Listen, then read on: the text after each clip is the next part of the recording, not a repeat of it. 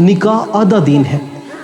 کسی لڑکی کی طرف ہاتھ اسی وقت بڑھاؤ جب اسے بیوی بنانے کی ہمت رکھتے ہو، صرف جانچنے کے لیے اور معیار پر پورا نہ اترنے پر دتکارنے کے لیے نہیں۔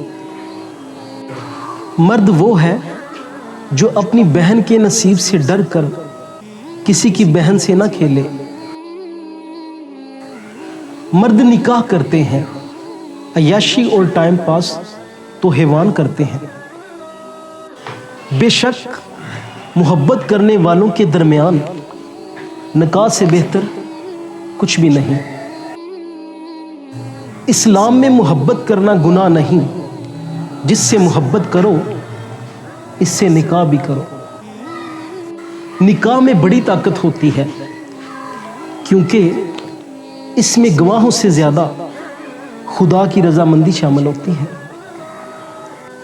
حضرت عائشہ صدیقہ بیان کرتی ہیں، نبی کریم صلی اللہ علیہ وآلہ وسلم نے فرمایا، وہ نکاح سب سے زیادہ ببرکت ہے جس میں اخراجات کم ہوں۔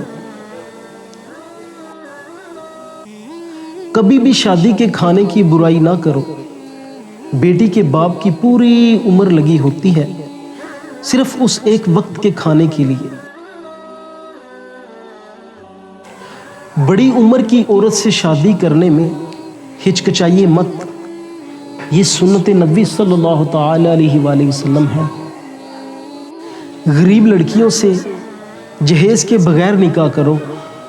یہ غریب لڑکیاں، یہ مزدور کی شہزادیاں تمہارے گھروں کو جنت بنا دیں گی۔ نکاح اللہ کا بنایا ہوا سب سے خوبصورت اور پاکیزہ رشتہ ہے۔